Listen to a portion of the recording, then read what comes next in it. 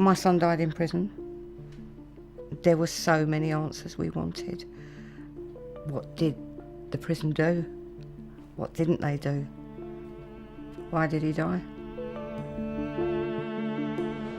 Basically, prison's like a small community, and unfortunately in some cases we do experience as death. And when that happens, it's quite tragic and traumatic for the prisoner's family, but it's also the prisoners around there that are actually going through their own troubles and see this happen, as well as the staff actually dealing with the deaths.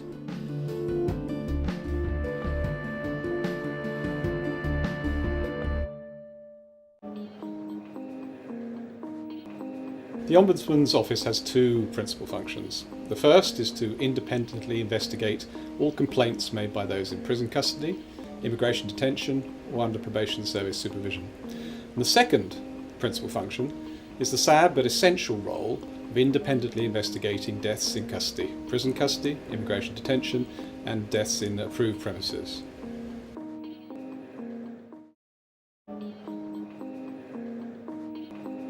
The aim of the investigation is to help the coroner, give information to the family, and provide information to the services involved to help prevent future deaths.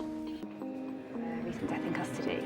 We're completely independent from the prison service, and we look at practice and systems and make sure that everything's in place to ensure the safety of prisoners as far as possible.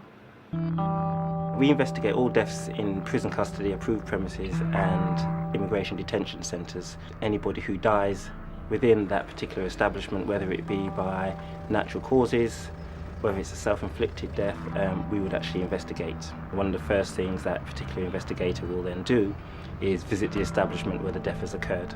When we're investigating a suicide, we're looking essentially to see whether it could have been prevented or not. Did the staff take the proper monitoring action? Did they take the proper precautions?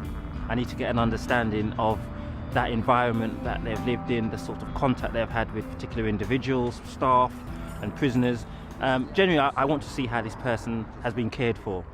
When they come in, it can be demanding because there's a large request. It's arranging staff interviews and stuff like that.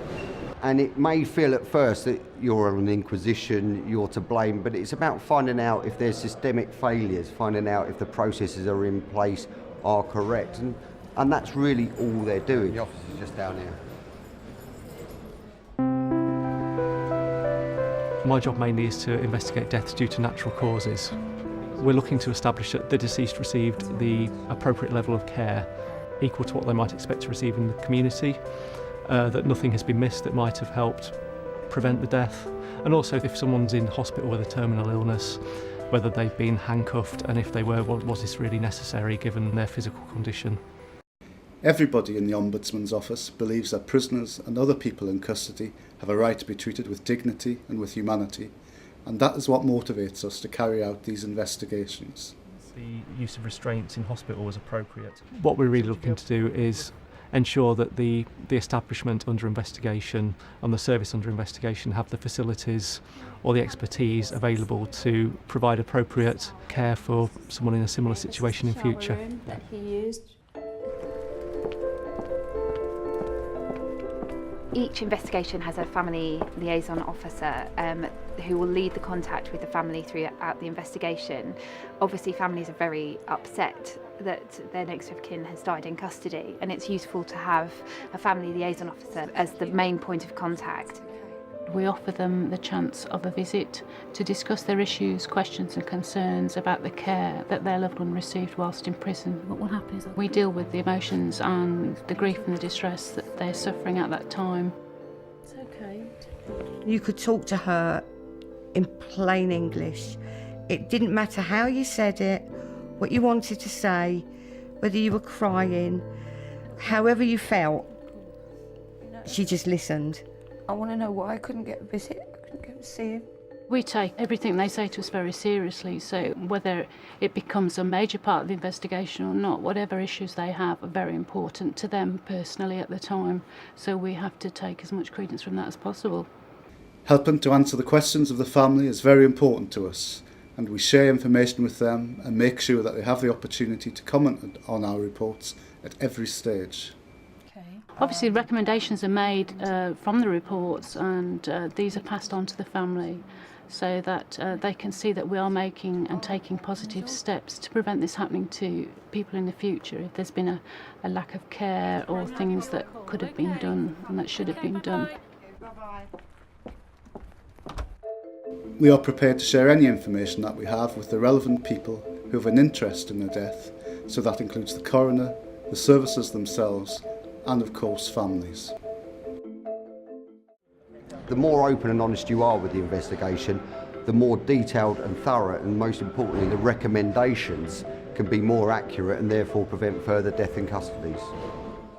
A national one that we believe has had a big impact is that as a result of our investigations, every prison officer now carries an anti-ligature knife or cut-down tool. This means that if they find somebody who's attempting to hang or strangle themselves, they can cut the ligature, and very often that saves that person's life. As we grow and progress through each action plan and recommendation given to us, we in fact become safer, and that's a good thing.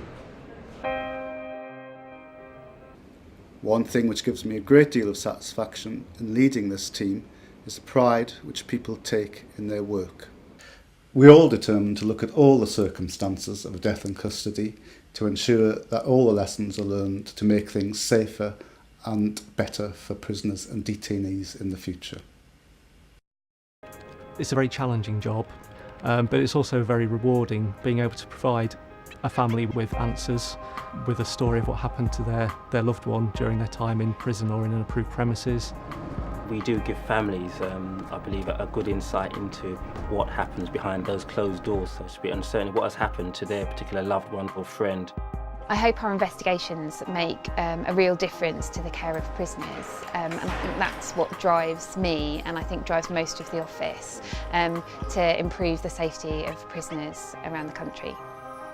You're not always going to get the answer there and then, but you know that once you've asked a question, there's somebody that will look into that and try to get you that answer. It meant a lot.